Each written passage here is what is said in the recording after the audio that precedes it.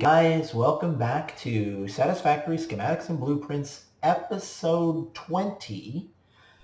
And today we're finally getting into oil and refineries, or liquids, I guess, starting with oil and refineries. And today we're adding, honestly, two brand new complexities at the same time. Obviously, the first is liquid, but the second is waste. Because pretty much every liquid has some form of waste you have to deal with. I think even some of the waste products that you deal with have other waste products that you have to deal with. And today we're going to start with plastic. And now we've got a choice kind of between 100% plastic and a no waste, or at least the closest to no waste that we can get. And to be honest, there's a lot of things that are involved in this. First of all, if you haven't checked out our factory blueprint video, please check that out because not the factory blueprint, the refinery blueprint video. Please check that out because we do use the refinery blueprints to stamp down everything that we do here. I used two block refineries to do this. I have not yet, if you've watched that other video, I've not yet been able to successfully save the 3 block. I've tried 4 times and I've crashed every single time. So I've given up on trying to save the 3 block of refineries right now. So if you've watched that video, I'm not going to go over that information again. But what we can do now is we can take a look at our refinery. And we're going to deal with all of these recipes coming up because, to be honest, there's a lot of different combinations of this recipe, of these recipes. So what I'm showing you right now is just one of the things that you can do with the waste. Now, the intention here is to make plastic. And we're making 20 plastic a minute coming out of this. But we're also having to deal with 10 heavy oil residue waste. Now, if you don't deal with this waste, your factory, your refinery will stop producing. And in fact, the opposite is also true. If for any reason your plastic backs up to the point where it gets back to the refinery itself, and you create a stack of plastic here, your factory will also shut down and you'll stop producing heavy oil residue. And that's going to be important when you see what I'm doing with the heavy oil residue. So the very important point about everything to do with refineries is you have to be dealing with both sides of this always, or your factory will stop. And that's very, very important. Now, you'll notice we have 4 refineries going. So that's 80 plastic per minute and 40 heavy oil residue per minute that we're producing out of these. So when we come back to the backside here, you'll see we're dealing with both the liquid and the solid. Now, I'll deal with the solid in a second because the plastic you can take out, you can use it for whatever you want, but I'm going to show you a way to ensure that it never backs up.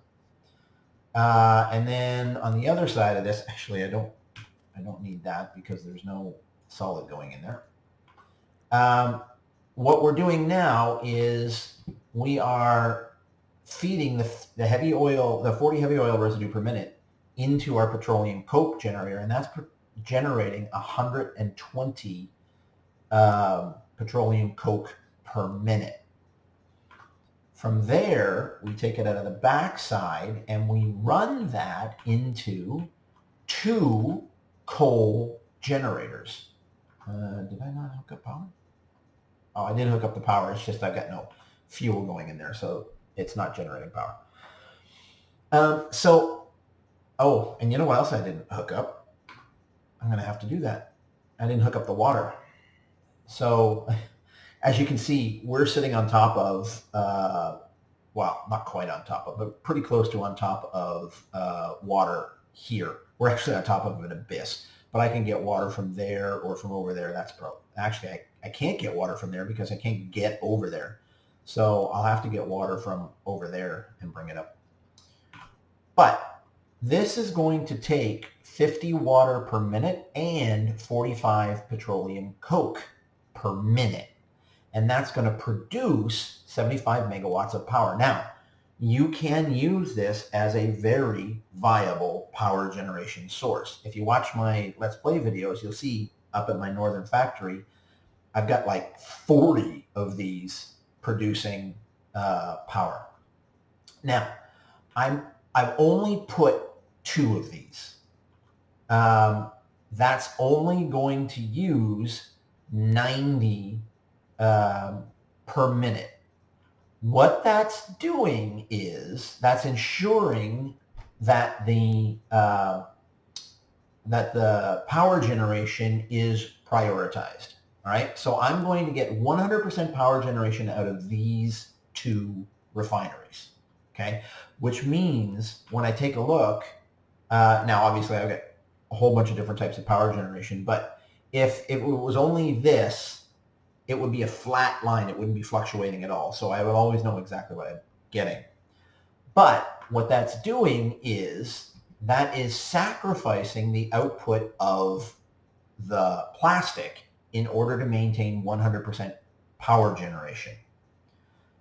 We can go the other way on this, and we can add 1 more coal generator, which would then bring us up to 135 petroleum coke burning per minute, which obviously is more than the 120 which is being output, which would mean that these would end up starting to starve. And they wouldn't starve a lot. They would only be probably at about, each one of them would run at about approximately 90%-ish. So you would see some of these fluctuations in the power that's here. But you would be producing, I'd say on average from the 3 of them, 200, 210 megawatts of power, on average. Like I said, it would fluctuate a little bit.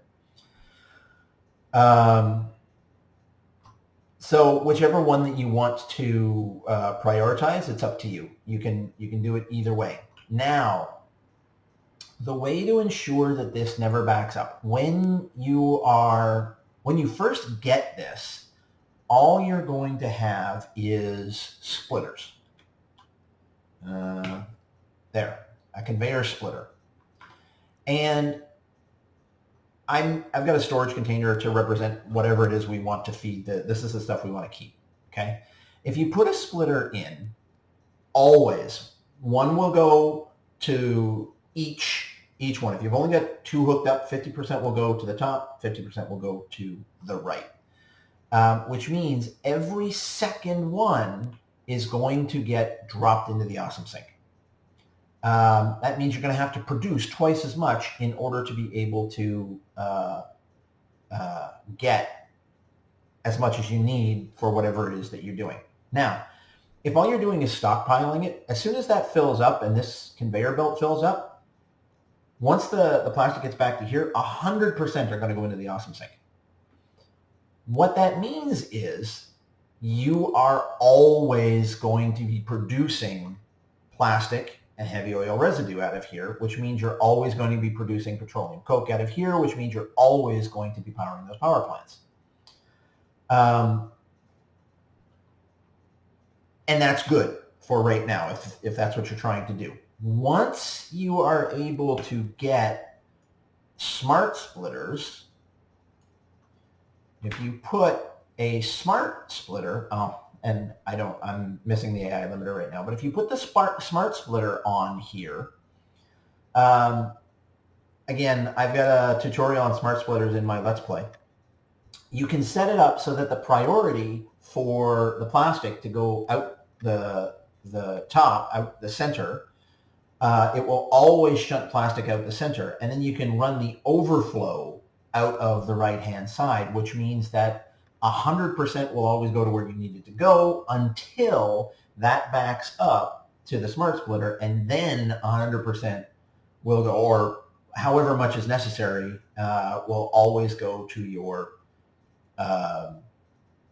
awesome sink. Now, you can also do the same thing with the petroleum coke if you want. If you wanted to only put 2 here and then bring a line out from here and put a smart splitter here to do the same thing, just shunt the overflow, or even put the smart splitter down there and shunt it off here, it would do the same thing. And then at that point, you would be using 90 per minute in there, and all of the overflow would go into your awesome sink, and then you would always have a running system. This is really the only way to make sure that you have a smoothly running system with liquids, refineries, and that kind of a thing. Because where you're producing 2 different things at the same time, you have to be using both of them, because if either one backs up, both of them stop producing. So that's very, very important. But at the same time, it is going to get you tickets in your awesome sink, and tickets are important in your awesome sink because there's a whole host of things that you need to unlock through your awesome sink. Now, if you wanted to, I did a quick and easy spreadsheet out. If you wanted to figure out exactly how many petroleum coke generators that you would have to make, and remember, you need 4 plastic generators for every petroleum coke generator. How many you would want to make so that you could get 100% on your petroleum coke with no waste? You look and you see it's 360 petroleum coke, 360, that's generated, because we're generating 120 per. We're using 45 per, so we would need 8 generators and 3 petroleum coke refineries. So you could do that.